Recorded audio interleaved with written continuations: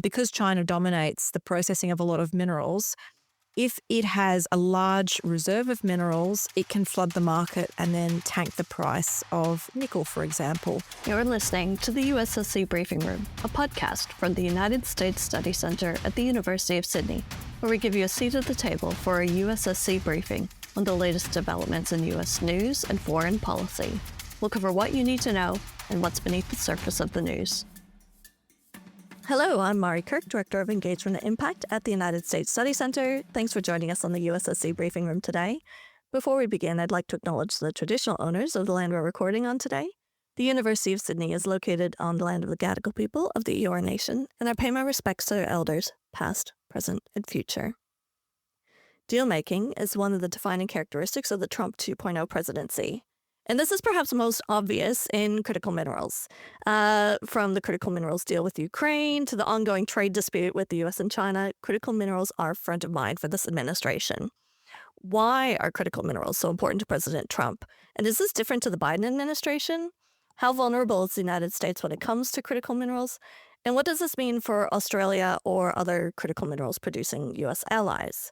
I'm happy to welcome USSC's Director of Economic Security, Haley Channer, back on the USSC Briefing Room today. Thank you so much for joining us. Thanks, Mari. Happy to be here. And Haley wrote the chapter on critical minerals in our new report, Unpacking Trump 2.0. So she takes a kind of look at the strategic lay of the land and kind of what this means as for U.S. allies as they kind of interpret where we're at.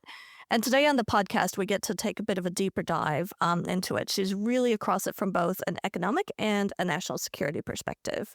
And at the end, we'll get your by the numbers stat. You good to go on that? Yes. Excellent. Glad to hear it. So just to kick things off, from a U.S. perspective, or looking at the U.S. in the geopolitical framework, how vulnerable is the U.S. when it comes to critical minerals? Very vulnerable. Look, unless you are China, all developed economies are very vulnerable to critical minerals shortages. China has spent decades investing in processing its critical minerals, including rare earth elements, and that has given it a dominant position globally to be able to sell to the rest of the world. In terms of US vulnerability specifically, the US designates 50 minerals as critical, meaning that it has some sort of economic or national security value to the United States and must be protected. And for about 15 of those minerals, the United States is 100% reliant on Chinese processed minerals. For another sort of 40 odd minerals, it is more than 50% dependent on Chinese exports. So you can really see that there is a choke point in this particular industry, and that is what President Trump has been trying to address. But also just to back up a little bit and explain why these minerals are so highly sought after and why now. We've known for quite some time that there are global choke points in this, but China has had quite a long lead time of investing in its own industry to be able to be exporting the amount that it is. But these minerals, critical minerals, go into so many devices. Any electronic devices will use critical minerals. So, for example, a semiconductor chip, which goes into iPhones, computers, television, refrigerator, your EV car, plus lots of military devices. Those semiconductors will have upwards of sort of 15 critical minerals. And so there's a huge connection between critical minerals and technology. And if we can backtrack to before President Trump to President Biden, he put in place the Chips and Science Act, which tried to restrict China's access to advanced semiconductor chips. Now, in that instance, China responded by restricting export of two critical minerals that are essential to semiconductor chips, gallium and germanium. And then sort of fast forward to this year and President Trump's Liberation Day tariffs, and China went further. It restricted rare earth elements to the United States. These are very essential for high-powered magnets that go into missiles, but they also go into wind turbines. So they're essential for defense and clean energy technology. President Trump probably more interested in the defense part. But you can see that with his tariffs, Trump's tariffs on Liberation Day, China responds by requiring export licenses for rare earth elements. And that puts President Trump in a really difficult negotiating position straight away because restriction to those of those rare earths to American businesses will impact companies like Ford and Tesla. Even Elon Musk will be upset because he needs them for his robotics. So the US is very vulnerable. Sort of four key points about why the US can't do this alone and why it needs allies and partners. Um, Number one, the US doesn't have the in ground resources, meaning of the 50 minerals it designates as critical, it has some of these, but by no means all. It lacks the processing infrastructure and common use infrastructure to actually process these minerals, which is a highly complicated process. It lacks technical expertise, a lot of which is housed in China. Japan is also trying to build its technical expertise about refining critical minerals. And lastly, the US doesn't have the production scale. And what I mean by that is if the US was going to have enough offtake to support the critical minerals that it would be processing and refining, it would need companies to purchase them. And those companies would likely be in the clean energy technology space. So the US really needs the demand side as well for these minerals. So it sounds like critical minerals are a real pressure point for the US and one that China is willing to push on when needed to exert pressure or to get some leverage in these negotiations. So, what steps has the Trump administration taken to strengthen their position on critical minerals? So, President Trump has actually taken quite a few measures to better secure the US's supply of critical minerals and rare earths. And if we can just backtrack a little bit as well, he hasn't suddenly developed an interest in rare earths. Actually, for almost a decade, President Trump has had an interest in this area. So when he was president the first time around, he tasked the government to come up with a list of critical minerals for the United States. So he was thinking about it back then. Also, towards the end of his first term, he started to talk about his interest in acquiring Greenland, which has a lot of reserves of critical minerals and rare earths, although they would need to be mined from there. Um, and he also did a deal with Canada on US Canada Critical Minerals Action Plan. So his mind was tracking in that direction, recognizing how integral critical minerals would be for the US economy and for US defense. Fast forward now to his second term, and there has been a flurry of activity around critical minerals. It's in the news almost every week, if not every couple of days.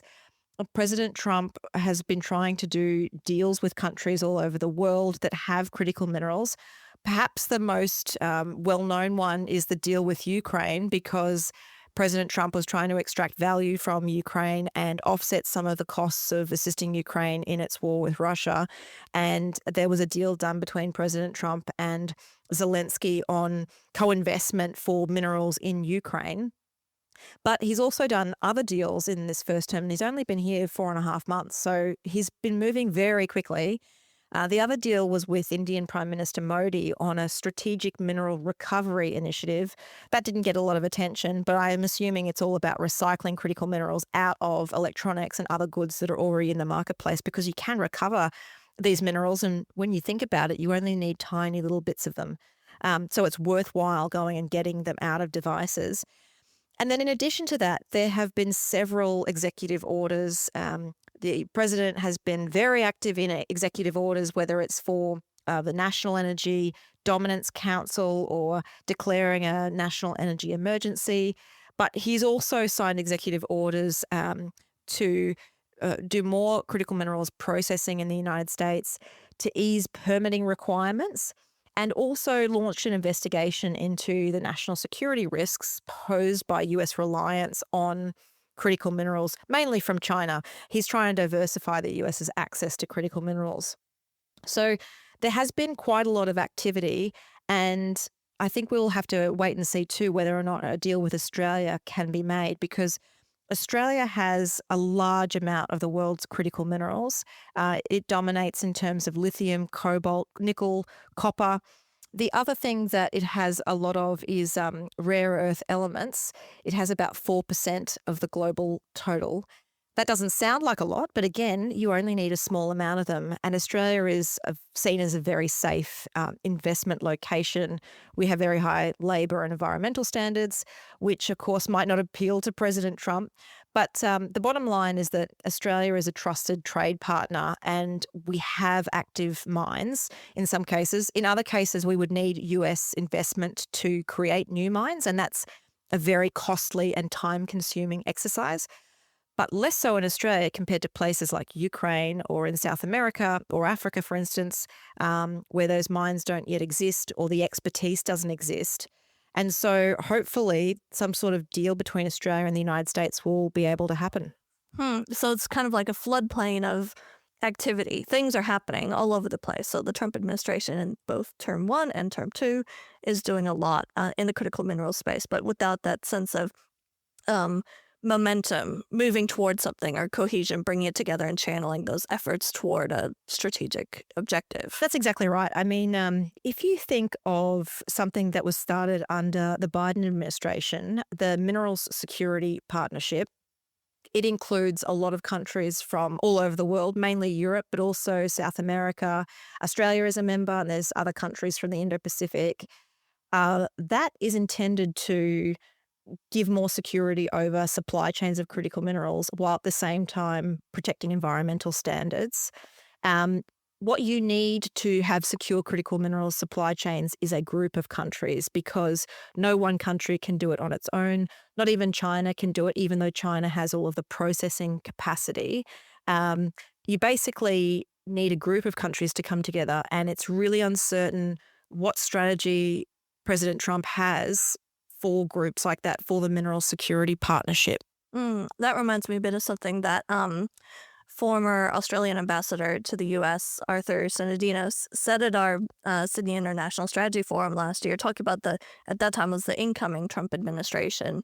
But he said, if it's going to be America first, it can't be America alone. And I think critical minerals is a very practical example of that. There's no way the U.S. on its own can meet its strategic needs for critical minerals. You mentioned what the Biden administration did a little bit. Is this a bipartisan issue? Are Democrats and Republicans aligned on it? And have we seen continuity from Trump to Biden back to Trump? Or is there kind of division between the Republicans and Democrats when it comes to critical minerals? I haven't seen a lot of analysis or news on a split between Democrats and Republicans on critical minerals specifically. That's probably because the Democrats have had a lot of other issues that they've focused on. Just a little bit. Just a little bit. And critical minerals has flown under the radar in terms of being a partisan issue. I think where the Republicans and Democrats would disagree the most is on how those minerals are used. So whereas under Biden, the emphasis would be on clean energy technologies, using critical minerals for solar panels and wind turbines and electric vehicle batteries, under Republican Trump administration, the emphasis is probably on using those minerals for defense applications, whether it's in aerospace or drones, missiles, night vision goggles, those kinds of things. They're probably more interested in the national security realm of critical minerals. They're probably also, I would say, Democrats would be concerned about moves by President Trump to undermine environmental protections. So one of Trump's executive orders in March was about, it was about boosting American mineral production, but it was through expediting and streamlining permitting. To me, that signals that they would be reassessing environmental protections. And of course, we know that Democrats would be on the opposite side of that ledger. And I think sort of related to that is Democrats will be concerned about the Trump administration repealing parts of the Inflation Reduction Act. That IRA specifically gave investments or tax incentives for critical minerals mining that would go into, say, American car manufacturers that are making EV batteries. And we know that President Trump wants to repeal the IRA and that I think there's going to be tax credits out to sort of 2028. But after that, a lot of that will stop. And in fact, we know that President Trump has already stopped the $7,500 subsidy for EV purchases. So that's probably where the Democrats and Republicans differ the most on critical minerals policy. But ultimately, either administration sees the value of critical minerals, but they emphasize different aspects. So they agree on what they need to do, but maybe disagree on the how to achieve those objectives. Yes, I'd say that's right. Yeah. And so how has Australia responded to these developments? You've already mentioned that Australia has, reserves of critical minerals. So yeah, how is Australia as a player in this, critical minerals grouping globally impacted by this, and how are they responding to what's happening with Trump 2.0? Yeah, so Australia is a major critical minerals miner, but we don't have any processing to speak of. All of our processing happens in China. But the Australian government has recognised Australia's value proposition in this. And in 2023, it published a critical minerals strategy, which is out to 2030, which basically emphasises all of the different things Australia needs to do to make itself competitive globally in critical minerals. One of the major things is they want to value add. So instead of just digging up critical minerals and shipping them to China for processing, the Australian government wants to bring the processing back to Australia and to basically leverage that within our economy and then on-sell a higher value product. And that looks like it would be a more sustainable policy for something that is a sovereign asset. Once you've dug it up and shipped it out, it's gone forever until we get it back in different electronic products. But basically, we've got this strategy. It's also intended to attract investment, foreign investment to Australia, and it's meant to be about upskilling the workforce and also job creation as we do the clean energy transition. The other thing that we're trying to do directly to appeal to the United States is very recently, our ambassador to the United States, Kevin Rudd, was speaking at a conference in Detroit, and he mentioned that Australia had a draft accord with the US administration for consideration. I assume it's got to be some sort of proposal that makes Australia indispensable for the US for its critical mineral needs and would include some amount of US investment in Australian processing, because what's happening now is the US is attracting companies to set up shop in the United States and do their processing there, which cuts Australia out and basically leaves us with exactly the same as what we have now. So that will be really important to attract the interest of President Trump and see Australia as being a partner in this. The other thing that Australia is doing that's very interesting is something that was announced by the Labor government just before our federal election, which is a critical minerals strategic reserve. The government has committed just over $1 billion to invest in this. And the details are meant to be figured out over the next 12 months by a task force that would be government and industry led. And the idea, I mentioned before that the US has a list of 50 critical minerals. Australia lists 31. We wouldn't be trying to create a reserve for all 31. It would be a smaller number of minerals. But if I can just go back to, one of the minerals we talked about earlier, which is gallium, for instance. Gallium is created by the process of extracting zinc and bauxite. So Australia in some cases has piles of gallium waiting to be processed, but we don't process it ourselves because we don't have the facilities, but also it can be extremely environmentally damaging to process gallium. So we are trying to figure out how this reserve could work in practice to create more stability in the market, because what happens is because China dominates the processing of a lot of minerals, if it has a large reserve of minerals, it can flood the market and then tank the price of nickel, for example.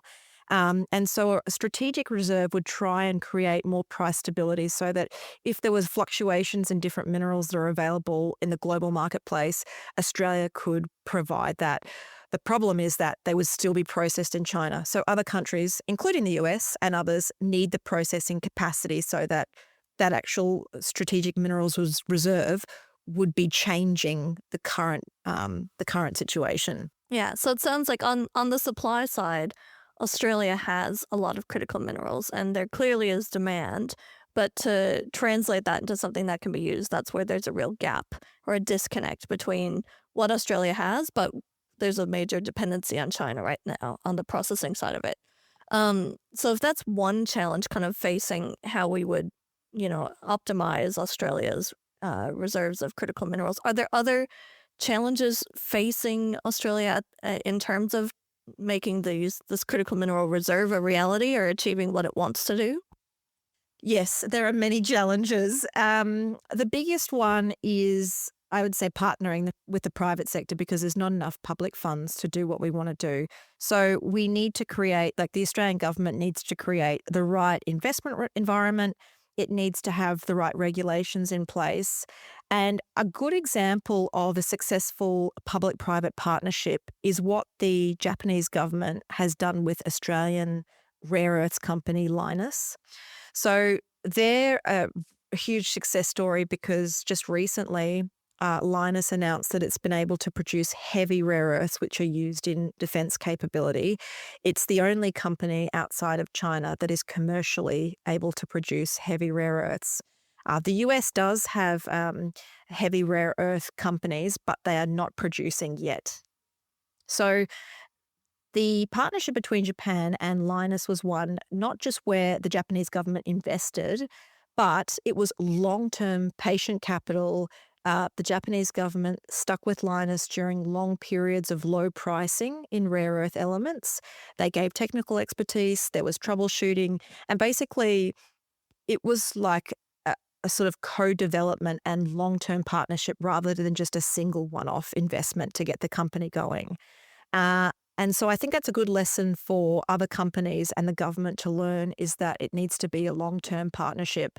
And so Australia needs to attract that private sector investment. It needs to do a lot of the things that it's already planning to do around the National Reconstruction Fund in terms of building up Australia's infrastructure, its workforce. Sometimes when I speak with mining companies, they will say that tax credits for critical minerals are not as attractive as cheap and reliable energy because mining takes so much energy and water to be able to do what it needs to do. So there's some of the things that Australia needs to focus on, but it's a long process. The government's already got this critical minerals strategy in place. But it does need to keep working really closely with industry to understand the changes in the market and offset some of the negative things that are happening in the critical minerals space globally. And you mentioned Ambassador Rudd's comments about having a draft accord with the Trump administration that might include critical minerals for their consideration. I guess is that a step in the right direction, or how would you say that U.S. allies and partners should kind of respond to these overtures from the Trump administration regarding critical minerals? Yes, another great question. If I was a US ally or partner, I would actually be waiting 6 to 12 months to allow US domestic policy to settle a little bit more. Because it's obvious from what we've seen in the first 4 months that President Trump is interested in doing things on critical minerals, but it could be a mistake to invest official time and effort in negotiating a deal if his attention was going to be taken elsewhere or only to be replaced by another deal, for instance. So I think our Australian government is doing the right thing in trying to attract US attention. But we already do have an Australia-US agreement on critical minerals. It was a climate change critical minerals compact that was negotiated under President Biden. I'm sure there are elements of that agreement that could be resurrected or maintained with the Trump administration because you still need critical minerals even if they're not for clean energy. But I think it would also not just be pre-positioning for some sort of deal with the US in a couple of months to a year, but also working much more closely with other countries that have the trading houses for critical minerals like Japan and Korea. There are other countries that have critical mineral mines like Canada and some in South America. Australia should be speaking with the EU as it is and with sort of Quad member countries, including India, on critical minerals. So one of the strategies that could be employed is creating smaller groups of like-minded countries that are interested in supply chain security, it's unclear that President Trump is excited by minilateral group work. He likes to do bilateral deals. But if there's a way to create a buzz and activity in other groups that don't include the United States, it might actually attract his attention because he wants to get involved and wants the US to be a leader of that group. So, for instance, we talked about the Mineral Security Partnership, the MSP. Before President Biden left office, the chairmanship of that agreement was transferred very cleverly to South Korea so that the MSP could continue its work. However, how the MSP will go over the next couple of years is uncertain because we don't know who will hold the chairmanship after South Korea this year. And it's a bit like when President Biden launched the Indo-Pacific Economic Framework, IPEF. President Trump got rid of IPEF when he came back to office. So perhaps there's some work for countries outside of the US to do together and generate some buzz and some activity and their own initiatives, which would be good practice anyway. And then at a later date, come back and reattract the US with a particular deal or something that captures President Trump's attention, gives him a good announceable, and then ultimately gives all of those countries in the group something to hang their hat on to do it cooperatively for the next couple of years to the next decade. So last question before I get you by the numbers stat, but what do you think is the path forward from here? I think there is a lot of work happening at all levels of government in Australia, whether it's the federal government, state governments, and at the international level. I think the next step is actually to narrow down a smaller list of critical minerals. So there's overlapping lists between different countries. The US has its own, Japan, Korea, Australia, etc. They all have their own lists depending on what they have available to them and what's vulnerable to them. So they have different lists. Probably one single list of a small number would be really helpful because there's such different processes and such different commercial realities to processing those minerals and what they go into. So if you're going to get a group of countries together to create secure end-to-end supply chains of something, you shouldn't start with 31 or 50. You should start with 3 to 4 because that will help focus attention, and also it will give private sector investors more of a sense of the opportunity and the risks involved. So I think that's the next step. Excellent. So I'm keen to hear your by the numbers stat. What have you picked for us today? Yes. So Ambassador Rudd was talking at that conference in Detroit about the enormous opportunity that lies in an Australia-US critical minerals partnership. My figure is 3 trillion. That is the amount of funds that Australian super funds have under management. It's far too much money for them to invest domestically in Australian projects. So there's an overflow of funds available for investment in US infrastructure. And that's exactly what Ambassador Rudd suggested, is that the US take advantage not only of Australian critical minerals that can be mined and processed, but working with Australian super companies that could be the investors in the US and provide that capital that's needed for a lot of this really expensive infrastructure. So that's a lot of money. I think it makes Australia like within the top 3 or 4 countries globally to have that many funds under management by super companies. Wow, that is really interesting. That is a huge number. So for everyone who's listening, if you've enjoyed hearing what Haley said, as I have, please make sure that you go to check out Unpacking Trump 2.0 on the United States Study Center website, ussc.edu.au. So you can read Haley's chapter on critical minerals, as well as chapters on AUKUS, tariffs, and Ukraine, and much more. And I'd also like to point out a couple of other podcasts that might be of interest to our listeners. Our CEO, Dr. Michael Green, is host of the Asia Chessboard podcast. And I'd also recommend checking out our USSC Live podcast series that runs recordings from our major live events, including our recent event on the first 100 days of the second Trump administration. So you can find these on our website or wherever you get your podcasts. Once again, Haley, thank you so much for joining me. Thank you, Mari.